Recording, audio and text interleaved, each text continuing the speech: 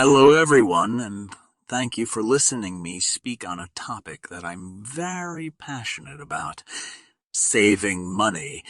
I've seen a lot of bad advice out there when it comes to managing your finances, and it's time to set the record straight.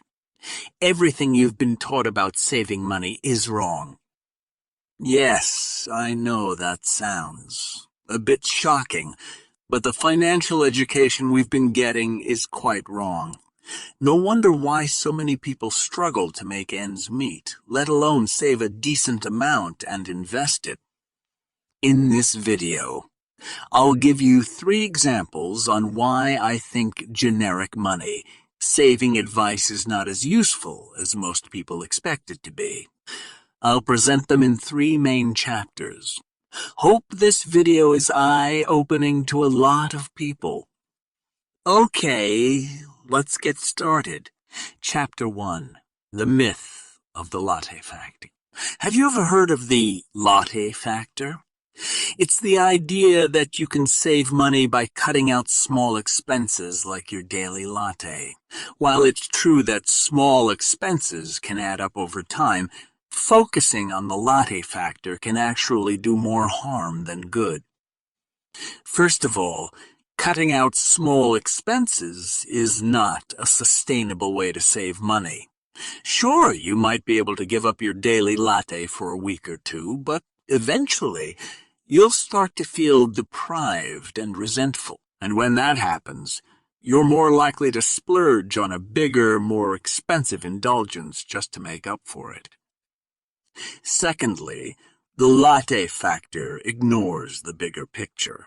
If you're spending $5 a day on lattes, but you're also saving money in other areas like packing your lunch instead of eating out, then cutting out your latte might not make a significant difference in your overall budget.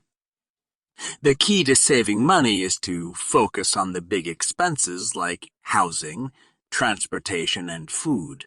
These are the areas where you can make the biggest impact on your budget. Instead of cutting out your daily latte, try negotiating your rent, finding a cheaper car insurance plan, or meal prepping to save money on groceries. Lastly, the latte factor assumes that you're spending money on things you don't need. But what if your daily latte brings you joy and happiness?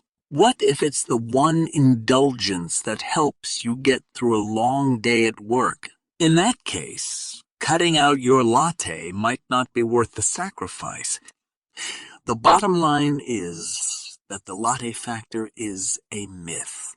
It's a simplistic approach to saving money that doesn't take into account the complexity of our lives and budgets. Instead of focusing on the small expenses, focus on the big ones and find ways to save money that work for your unique situation. Chapter 2. The Importance of Mindset in Saving Money. When it comes to saving money, many people believe that it's all about willpower and sacrifice. They think that the key to saving is to simply avoid spending money whenever possible. While it's certainly important to be mindful of your spending, this mindset can actually do more harm than good in the long run. In reality, the key to successful saving is all about mindset. Your attitude towards money can have a huge impact on your ability to save effectively. By adopting a more positive and proactive mindset, you can change the way you think about money and ultimately achieve your financial goals. One of the most important aspects of a positive saving mindset is focusing on abundance rather than scarcity.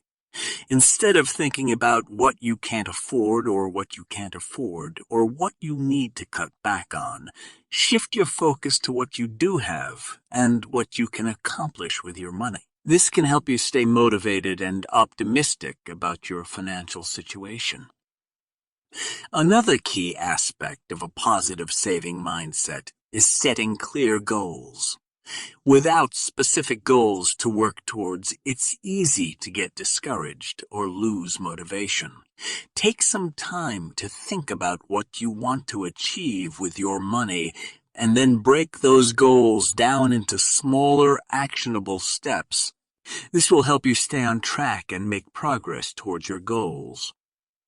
It's also important to embrace the concept of delayed gratification. This means prioritizing your long-term financial goals over short-term desires. While it may be tempting to splurge on a fancy dinner or a new pair of shoes, remember that every dollar you spend now is one less dollar you'll have later.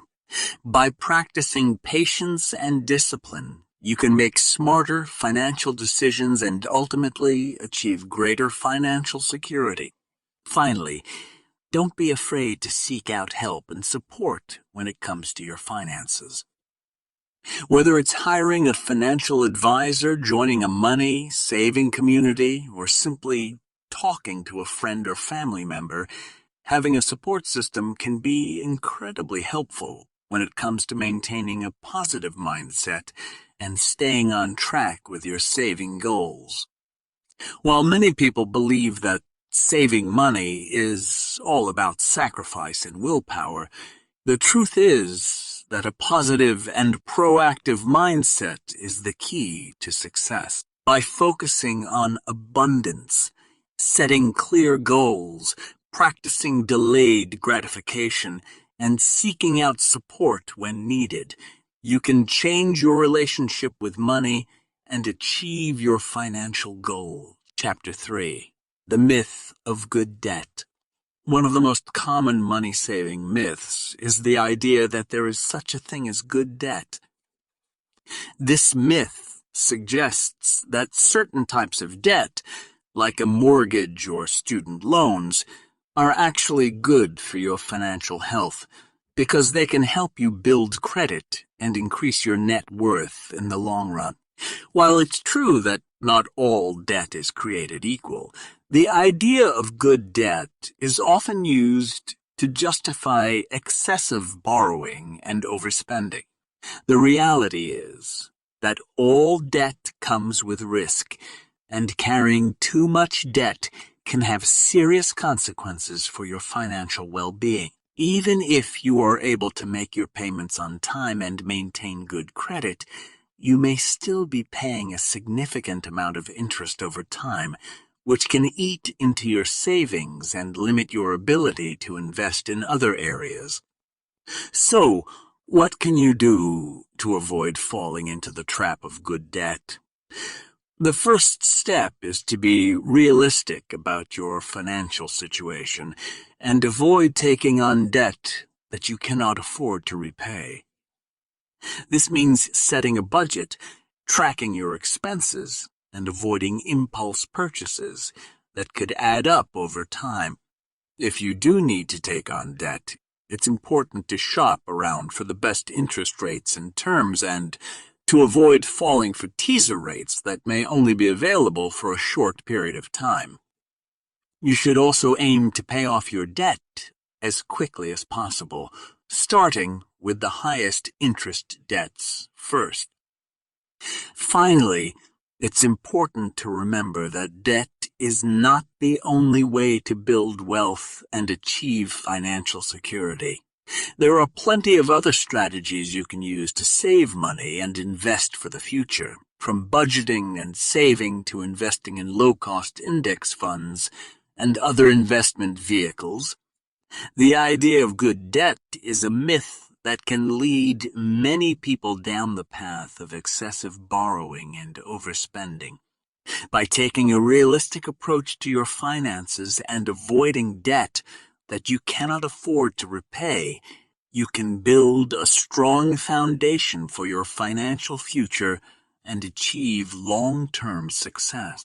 In conclusion, I hope I've convinced you that everything you've been taught about saving money is wrong.